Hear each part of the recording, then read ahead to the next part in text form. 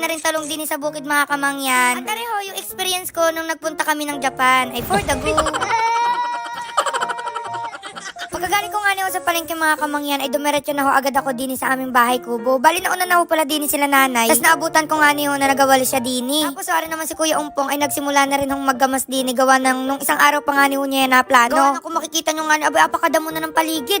Baka mamaya may sawa na din lumabas. Huy! After nga niyo niya maggamas din mga kamangyan ay di pumunta na siya doon sa may loob ng bakod. Gawa ng alipat na nga niyo niya yung tanim na sili doon sa pinakang lupa para mas maganda yung sibol. Mas mamunga. Mas mamunga. Bali marami-rami pa nga niyong gamasin sa paligid. Kaso nga nila ang sabi ko ay sa isang araw na lang para tulong-tulong na kaming lahat. Ang dami rin kasi nag-comment sa inyo mga kamangyan na magtanim naman kami din ng mga gulay-gulay, ng mga bulaklak. Ay talaga naman ang plano na namin yung dini. Kaso nga nila ang ay medyo naging busy na rin nakaraan. Tapos ang isa pa pala sa dahilan mga kamangyan, yung bakod namin dikit na halos doon sa kubo. Bali yung pinakang paligid doon ng bahay kubo, wala siyang bakod. So mahirap po kapag nagtanim-tanim, baka mamaya ay daanan ng mga aso, ng mga manok. Kaya iyan ho, tinaintindi na rin ni tatay yung bakod ho dini. Ay for the go. Ay habang nagtatambay-tambay pa nga niyo kami dini sa bahay kubo mga kamangyan, ay di nagsimula na mag-igib rin si Kuya Bunjing para nga ni raw ho, maugasan na yung mga nabili namin na hipon, gawa ng yun nga ni ho yung pangulam namin ngayon. Bali nasa 2 kilo nga ni ho pala ring hipon mga kamangyan at 480 pesos. Pesos so ang 1 kilo. Medyo mura-mura pa nga ni ho ring hipon din sa amin mga kamangyan dahil sa ibang lugar mga pagkamahal-mahal. Para may iba naman nga ni ho yung luto na gagawin namin din ay yung tempura baga. Medyo natataka mo kasi ako doon ng isang araw pa mga kamangyan at wala naman ho kaming mabilang din kaya kako, edi kami na lang yung magaluto. Next naman, after nga ni ho maugasan mga kamangyan, ang sunod naman agawin din at tagtagin yung ulo, tapos so yung pinakang balat. At tira lang mo yun sa may bandang bunto, tapos ahiwain doon sa may likod para makuha yung parang pinakang bituka. Kasi sa may pinakang buntot kailangan daw hong garnihin, gawa ng yun daw ho ay dumi. O tamo may natutunan naman kayo sa akin, yung iling. Tapos ahiwa-hiwaan lang mo ng konti, tapos medyo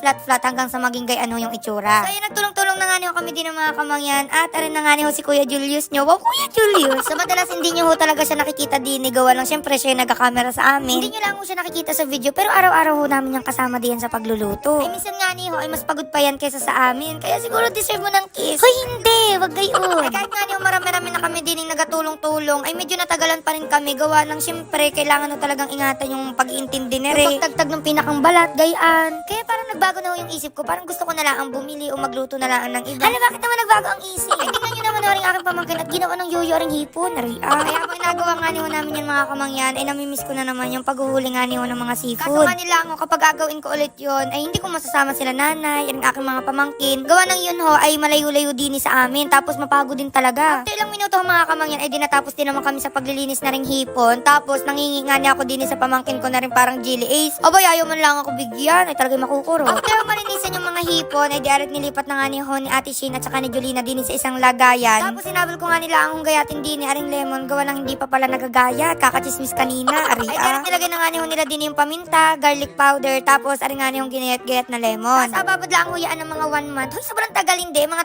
30 minutes. Tapos ayun, nagsimula na rin magatong diyan si Ate Tintin ng ating headband girl. Headband girl? At bago nga ni ho yun maprito, ay kailangan muna ng pinakang breading. O sana may pagayon. So nagkailangan ako din ng itlog, cornstarch, harina, konting tubig, garlic powder, tas ayan, mekos-mekos na yan ni Insan. Huy! Maglagay na rin pala ako ng yellow diyan mga kamangyan para mamaya kapag nagprito tayo, mas malutong. Wow, mas malutong. Nagpainit na rin pala ako ng mantika din at talagay din damihan ko na para syempre lubog na lubog sa mantika. After 30 minutes sa mga kamangyan, ay digar na yung itsura, tapos alagayan din tapos din sa harina, tapos din sa breadcrumbs. Bali, isa-isa ko na nga yung nilagay diyan. Medyo madali-dali lang naman no aring gawin. Talagang magatagal lang doon sa paglilinis ng hipon. Pero yung mga susunodong steps ay madadali na. Wow, susunod na steps. Sabi ko pa nga ni Hodian, aba dati natitikman lang natin yung tempura na tichirya. Aba ngayon ay talagang yung legit na.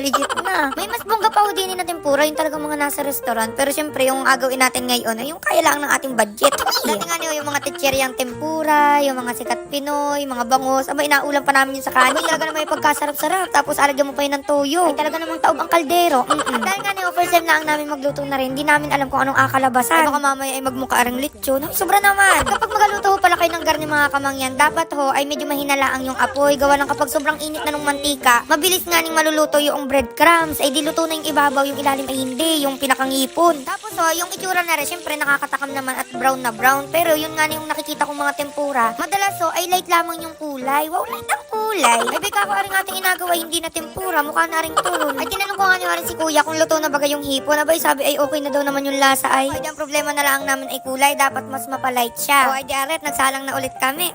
Siyempre, gagawin namin yung best para talaga namang masarap na tempura yung magagawa natin. Gawa ng yunayapang benta ko sa inyo ay huyapang benta. Habang nagaluto nga niyo ako din ng mga kamangyan, abay, tingnan nyo naman na rin aking pamangkin. At nangingialam na naman din eh. Abay, maya nagulat ako, abay, nag-iiyak na. Abay, tingnan nyo naman kung anong itsura. Ano na nangyari sa iyo?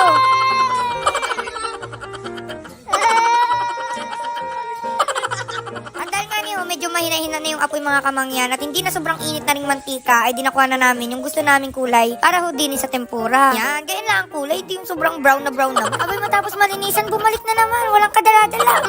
Bali, hindi lang pala tempura yung aulamin namin ngayon mga kamangyan. Gawa ng aringanin si nanay, gusto raw niya nung talong. Uy, gusto ng talong, pero syempre hindi yung as in normal na prituhin mo lang.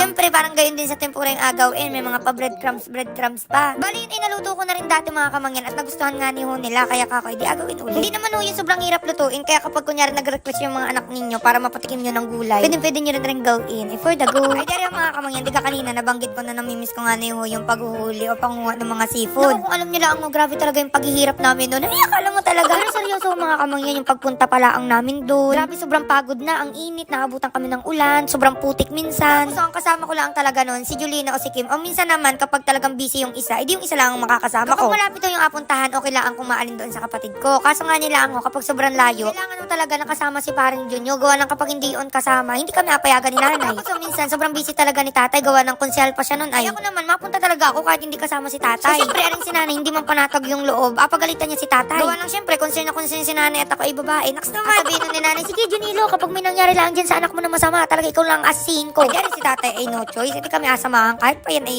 hanggang gabi. Hindi, minsan ay hindi pa makatagay at gawa nga ng inasama ko. Aray, At habang naintay nga niyo namin na maprito yung talong, ay dari si Ate Tintin ay pinagsama lang yung ketchup at saka mayonnaise para arin na ho yung pinakang sausawan nga ni ho nung talong mamaya. Pero yung sa tempura ho mga kamangyan, may iba pa yung sausawan pero mamaya pa ho, pagluto na lahat, gawa ng abay, wala na kami lutuan ay nagtulong-tulong na nga ni ho kami din yung mga kamangyan at ang inahintay na lang naman ho ay aring talong para nga ni ho makapagluto na ng sauce. After ho nun abay, makakakain na. Huy. Nung maprito na nga ni ho yung talong mga kamangyan, di ni ho sa malinis na kawali, naglagay lang ho ako ng butter, tapos arehong evap, tapos syempre arehong cheese. Yan ho yung pinaka magiging sauce o pinakasausawan ng ating nga ni hong tempura. Pero kahit kanin naman ang walang sausawan, masarap naman na yun. Pero syempre, mas bongga pa rin kapag may sausawan. Huy. Dahil nga niyo medyo marami-raming cheese na nilagay din ng mga kamangyan, ay medyo maalat-alat. Kaya nagpalagay pa ho ako diyan ng konti hong asukal para balanse yung lasa. Nung maluto na nga niyo, ay dinilipat na namin din sa isang lagayan. At sa wakas ay naluto na lahat. Kaya tayo ay makakakain na.